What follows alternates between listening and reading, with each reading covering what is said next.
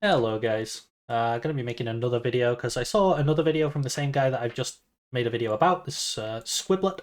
So he's got this video drafting better than pro teams, and in this video he is blue side, he's drafting into red side, and based on the title you would expect this to be a really good draft from him, but I actually think he gets completely gapped in this draft, so I'm going to talk about why. The process is pretty bad from blue, with some blunders on red as well, but the end result is just abysmal. The bans are pretty good on blue side. I think the red bans are a bit meh. Like Aphelios ban, you don't need to ban Aphelios. It's really easy to draft around. But we get Maokai B1, so I would have liked to see a Sylas ban. We get the potential for Sylas on R3 now, so you have to be really careful with your B2, B3 picks when you pick Maokai. The best line that you normally see is picking Jace, and that completely denies the Sylas because the Jace smacks it in lane. We saw this at MSI a lot, but the Sylas is really potent into the Maokai. Then we get the Melio. Melio Ashe is a really good lane. Ashe is like the premier AD carry on this patch. So you've got like a really strong bot lane 2v2 right now. And it's very good into a lot of melee supports, which are starting to rear their head again. And Ashe is just really flexible. And then Kog'Maw, I'm thinking, okay, Kog'Maw Lulu, yeah, you can probably survive Ashe Melio with Kog Lulu. Like, it's probably doable, and then you've got a Kog'Maw late game, and yeah, I'm like, and then Braum. Oh my god, this Braum is awful. So you have Braum B3. He can't interact with the ranged champions unless he somehow snipes a Q through a minion. If he tries to W in, he's just going to get knocked out by Melio. Kog is literally laning 1v2 into an Ashe lane, and at this point, there's no payoff. If Red continue to draft around the Braum and just draft things that don't need to run at him, there's no payoff for Kog laning 1v2. So this Kog's going to get completely obliterated in lane. Bot prio is going to be always reds. Every dragon's going to be reds. It's so hard to play for blue now. Like, this Braum completely griefs you.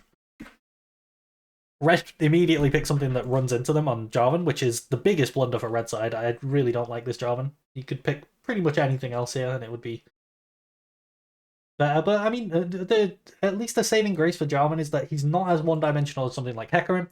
Like, he can just ult someone and then EQ out, and he can just leave Cog in a Cataclysm and then just get out of there. And that's not the end of the world. The other thing Jarvan can do, which is really nice about Jarvan into Maokai specifically, is that his EQ still works while he's rooted. So he can face tank the Maokai ult for his team, create a gap, and then just EQ to safety. So that's, yeah, the Jarvan's not the worst, but it's not my favourite pick either. Bans, we get Azir. Thematically works, but it's magic damage. They already have 3 magic damage. They're probably not going to want an AD mid. Olaf's actually pretty solid into Ashe Melio, so I'm not opposed to this ban, but Jarvan completely counters him. If Jarvan's in the game and he EQs out on Olaf, it requires Olaf to have flash every fight, so, which he's obviously not going to have flash every fight, so I don't think you need to ban Olaf either. Now for blue, I think you need to be banning things like Orianna, things like Anivia, Syndra, Victor, these sort of champions. They outrange you, they control space, they stop you walking in. Because at this point, you've got 2 melee champions, right? You're playing against Ashe Melio. You're going to have to walk into them. Now, Kog'Maw normally would outrange Ashe, but in this draft, he's actually not. So Kog'Maw's going to have 710 range with his W active. So that's only in the windows where his W is active, he's going to have 710 range. Okay? Ashe has 720 with Melio. Like, Kog'Maw's being outranged currently.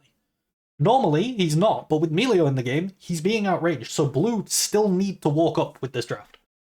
And it's really awkward, because Braum's going to do nothing, Maokai's going to do, like, he can drop some saplings, but Melio W is going to heal through saplings. It's really not a big deal.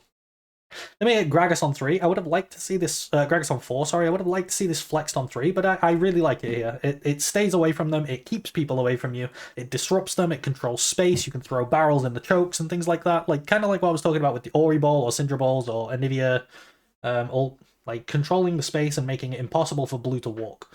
So the Gragas is really good.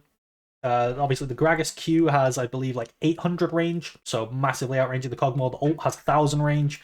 You're still massively outranging the Kog'Maw. And then on blue, we go for Karma. Again, another champion that is just trying to stand there and outrange you, but they're not outranging you. So Karma's not doing anything here. And it's not even like you can flex Braum into a solo lane. Like, that's not playable.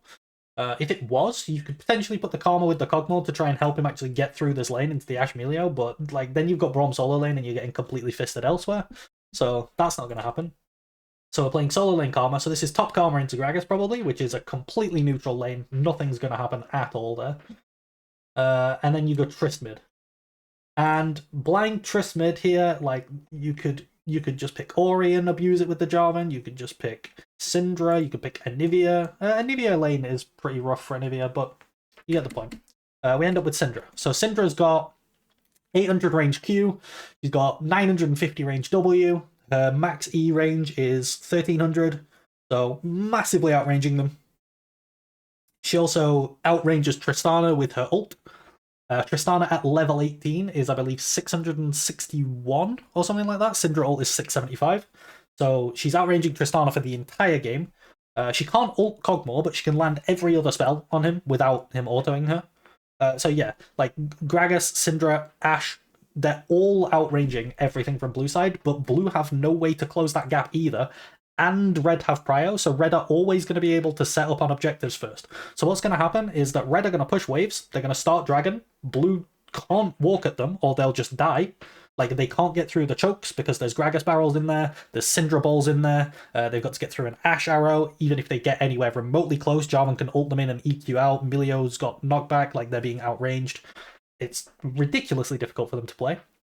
And red's just going to get the objective, and then they're going to go to the other objective and do the same thing. And they're just going to repeat this for the entire game until they've got Baron, and then they're just going to end the game with Baron because you have very little wave clear on blue side. So yeah, I really don't like this blue draft. The Braum is the big turning point for me.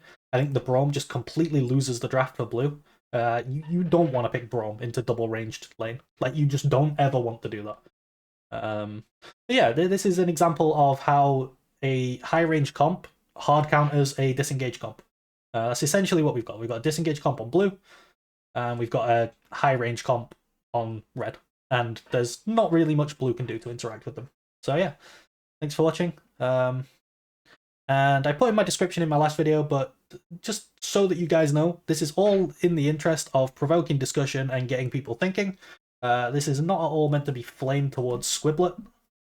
So if any of you, if I see anyone in his comments, like, leaving the hateful messages or anything, I don't think you guys would. Everyone in my community seems really nice and wholesome. But just in case, like, don't fucking do that. So yeah, like, go and talk to people, explain why you think the way you do. That's kind of what this video is for. And, you know, have provoking discussions. So yeah, have a nice day, everyone, and I'll see you later. Bye.